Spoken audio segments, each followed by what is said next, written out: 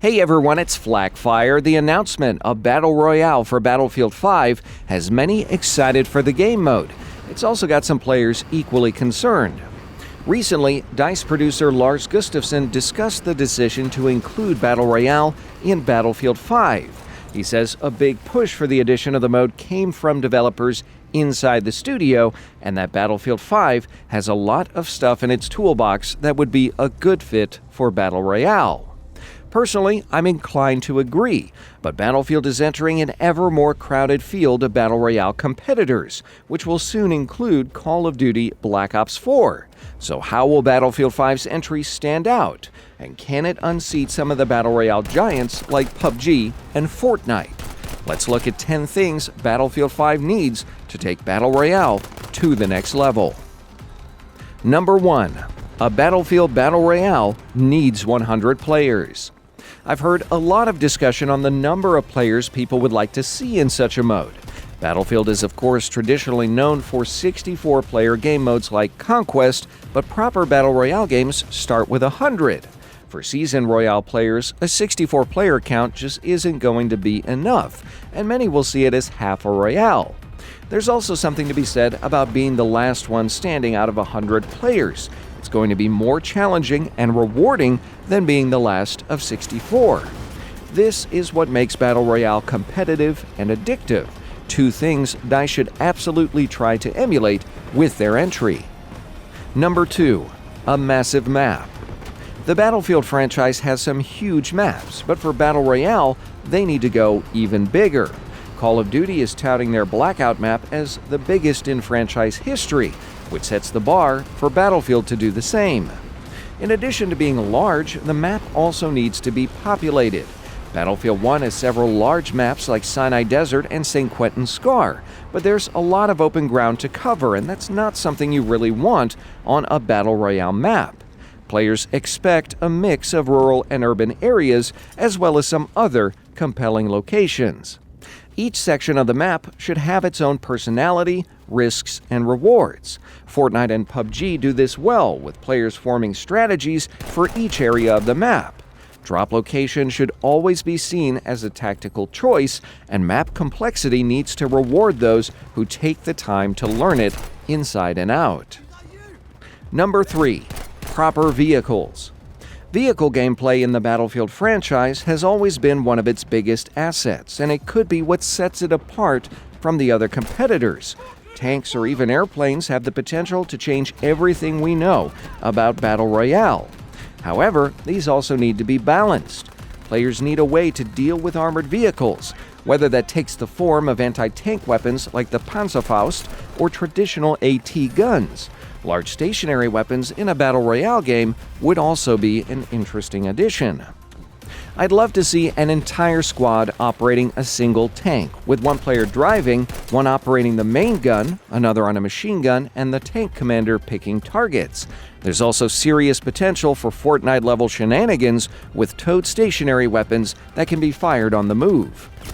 Personally, I think repairing a vehicle should be disabled, or at least limited to supply points. This would introduce another risk-reward mechanic, as it would offer a chance to fully repair, but would also be a prime spot for an ambush. Instead of a guaranteed win, it should be an impressive feat if you manage to make it to the end of a Royale with a tank.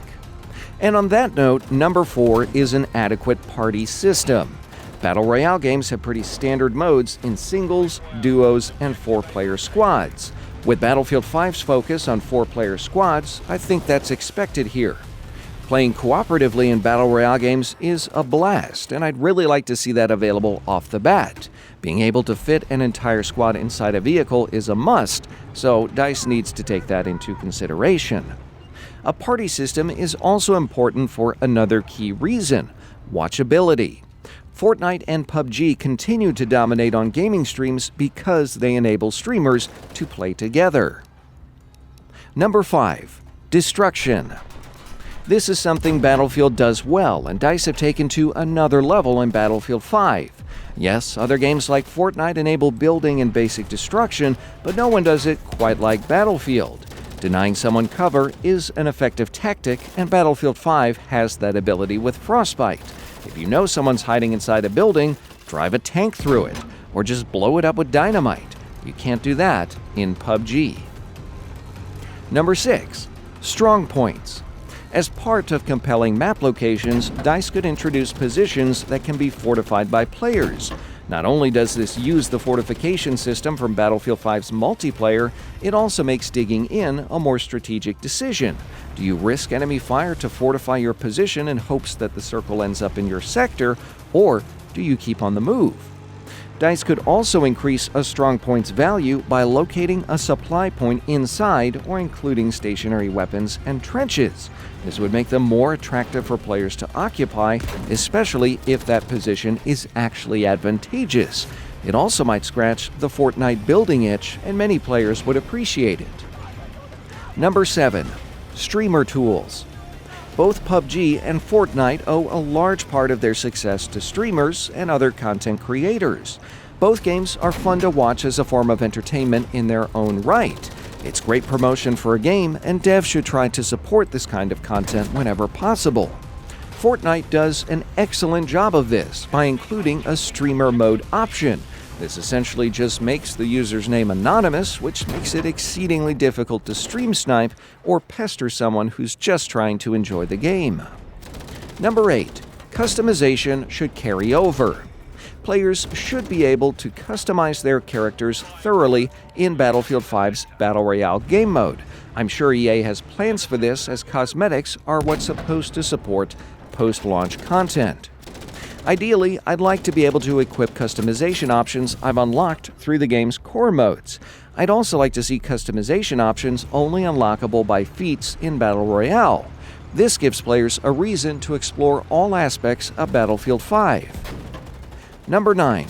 Regular updates. Fortnite, more than any other Battle Royale game, has shown what small, regular updates to the game mode can do for the game's player base and longevity. There's always something new happening in Fortnite, which keeps players interested and shakes up the gameplay on a regular basis. Often it's just a simple thing like a gun or a gadget. If Battlefield 5 can push regular updates to its Battle Royale game mode, it could wind up a runaway success. And lastly, at number 10, Battlefield 5's Battle Royale needs a compelling setting. When talking about Battle Royale in the context of World War II as a backdrop, there are tons of interesting possibilities for settings, including some that are historically inspired. The idea of a Battle Royale isn't that far from what actual paratroopers experienced during their drops, and particularly German Fallschirmjäger.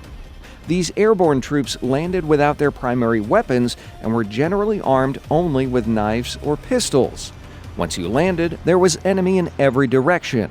You were surrounded. You had to collect your wits and weapons, move towards your objective, and engage targets of opportunity. That's essentially what you do in all Battle Royale games as the circle shrinks. The problem is translating the experience so that it works with everyone jumping from the same aircraft. How do you present all the other players as enemies? Perhaps DICE can have a player-side animation of bailing out of a fighter while all the other players appear to jump from a Ju-52. This at least explains why you're supposed to fight 99 other people. If they went this route, there's a great historic location that would inspire a perfect Battle Royale map: Crete. German airborne troops landed on the island in 1941. Crete is full of varied environments, ranging from cities to unforgiving mountainous terrain. More importantly, it's also an island, something that's basically a requirement for Battle Royale maps. Down the road, DICE could also showcase another airborne invasion, this time with the Allied drops over Normandy. Not only would this be a dream scenario for many players, it'd also be an opportunity to do a night map Battle Royale, which hasn't really been done by either Fortnite or PUBG. Personally, I'm cautiously interested in a Battlefield 5 Battle Royale. I think there's definitely space for a Battle Royale game with fast and polished first-person gunplay, as long as it doesn't impact the rest of the game's development. I know a few of you are on the fence, so what are your thoughts on the topic?